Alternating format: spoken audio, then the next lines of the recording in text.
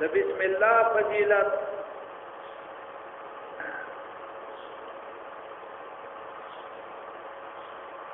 دا هم د احادیثو نه ثابت دی چې بسم الله الرحمن الرحیم دا د ما سوا د سورۃ براءت نه نور د هر سورۃ په اول کې بسم الله ویل دا سنت طریقه ده او سورۃ براءت چې کله د سر نه شروع کې نو بسم الله با وای او کله تلاوت په منځ کې راشي نو بیا بسم الله مو وای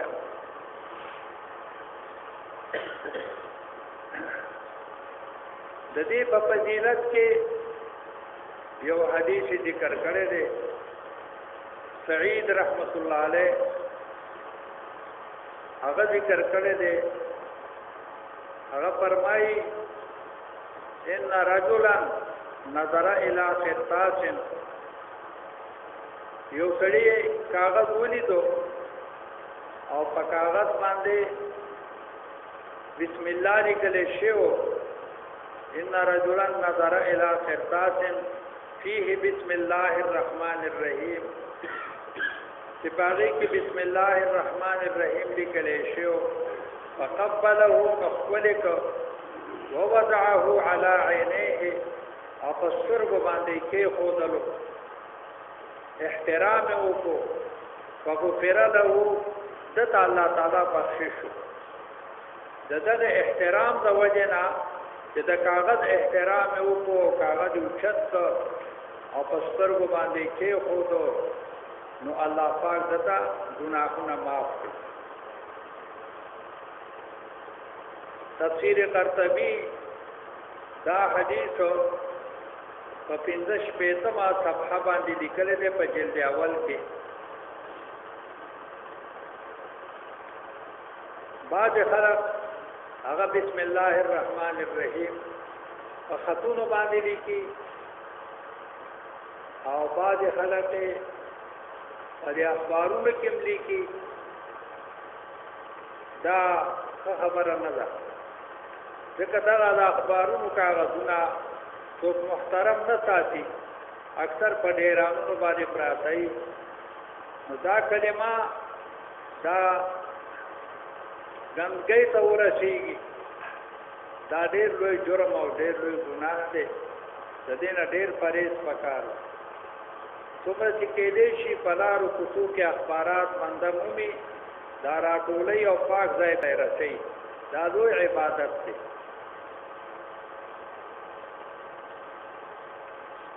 او د بسم الله په فضیلت کې یو بل حدیث مبارک هم ذکر کړی دی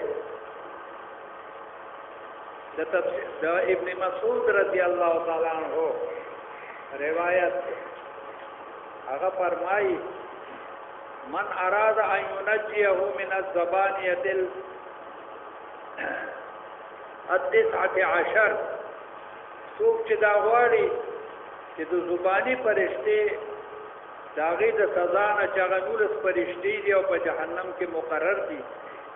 زه د هغه د سزا نه بچ شمه نفل يقرأ بسم الله الرحمن الرحیم دې سلولي دې بسم الله الرحمن الرحیم دې وایي आवाज کې فرق دی ورا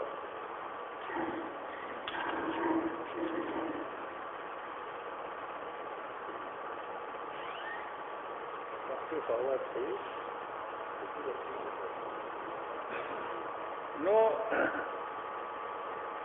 دا د ابن مسعود رضی الله تعالی عنہ روایت ده څوک چې غواړي چې د زبانی فرشتو د سزا نه بچ شمه نه دې بسم الله الرحمن الرحیم وایي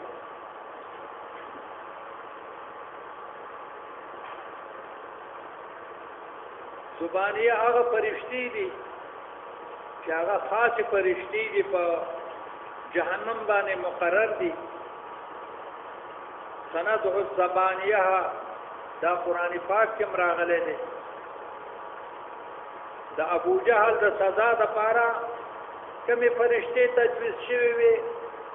زبانیه فرشتې په تجویز شوي وي نو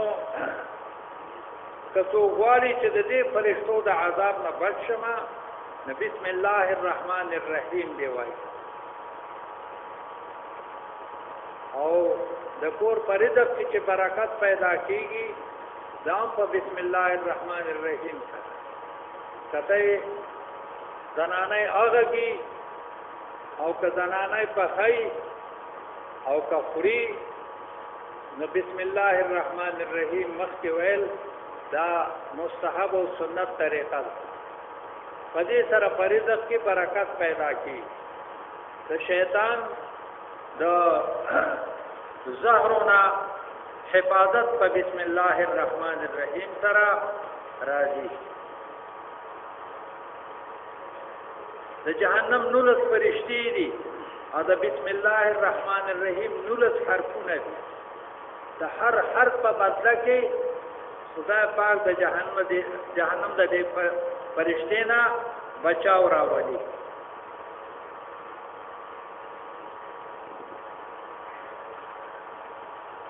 ذکر وسره لیکلم دی ليجعل الله بكل حرف منها جنة من كل واحد چې د هر فرشتې نه الله تعالی دا هر یو حرف ډال جوړ کی ډال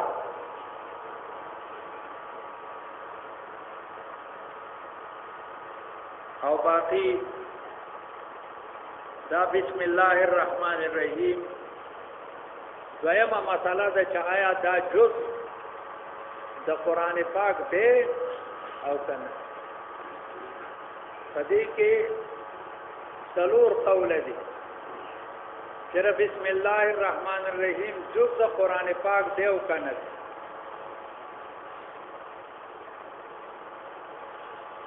نو یو قول خو اتفاقی دی پای کې د چا اختلاف نشته دی چې بسم الله د سورۃ النمل نه جز دی بسم الله الرحمن الرحیم د سورۃ النمل داغه آیات نه جز دی چې الله تعالی فرمایي انه من سليمان وانه بسم الله الرحمن الرحیم پورا آیات نه دی بلکې جز آیات دی باقی د ټول قرآن پاک نه یا د هر صورت نه او دا جز دی او کنه دی نه پدې کې څلور قول یو قول دا امام شافعی رحمت الله علیه امام شافعی رحمت الله علیه فرمایي چې بسم الله الرحمن الرحیم د سورۃ فاتحه نه جز که سورۃ فاتحه سره چا بسم الله ونه ویلا انا دمن واجب ادا نشو فاتحه ویل په مانځ کې څه دی واجب دي نو چې چا پکې بسم الله ونه ویلا د مونږه واجب ادا نشو او باقی د باقی سورتونو نه جز دیو کنه دی نو شافعی سے پدې کې متردد دی د شافعی سے اقوال پدې کې مختلف دي لیکن د فاتحه نه خو یقینا جز دی د امام شافعی رحمت الله علیه په نسبت او عبد الله ابن مبارک رحمت الله علیه داغه په نسبت دی دا د هر صورت نه جز دی قرآن پاک کې 114 سورتونه دي نه بسم الله سو شولا دام 114 چې کوم نه عادت شي یعنی سوار د زبره سل بسم الله غانې دا په مانځ کې دا په قرآن پاک کې دا چې کوم دین واقعي شاملي نو دا یا عبد الله ابن مبارک رحمت الله علیه چې د امام صاحب رحمت الله علیه شاګرد دی داغه په نسبت باندې بسم الله د هر صورت نه جز ده. دریم قول هغه د امام مالک رحمت الله علیه دی. د امام مالک رحمت الله علیه په نسبت باندې دا د هیڅ صورت نه جز نه ده. البته انها آیه انزلت للفصل حدیث په نقل کړی دی چې بسم الله الرحمن الرحیم دا آیات ته مستقل آیات ته د قران پاک نه او د فصل او د جدای د لپاره نازل شوه. انها آیه انزلت للفصل. او دغه قول د امام ابو حنیفه رحمت الله علیه هم دغه قول د امام ابو حنیفه رحمت الله علیه او ابن عربی رحمت الله علیه دا د څلورم قول. ابن عربی رحمت الله علیه فرمایي چې دا بالکل آیات نه ده. بسم الله الرحمن الرحیم دا آیات نه ده. دغه د سورته نمل جز د آیات ده لیکن آیات نه ده. ولی آیات هغه ته وایي چې هغه اتفاقی وي او په دې کې د امامانو سره اختلاف ده. قران پاک قطعی ده یقیني ده هغه کې اختلاف نشته ده. خیال کراله کا بین دفتین چې څومره دی نو دا اتفاقی دی. نو ابن عربی ته وایي چې بسم الله آیات نه دی بلکې جز د آیات. بهرحال دا څلور اقوال دا د بسم الله په باره کې دي.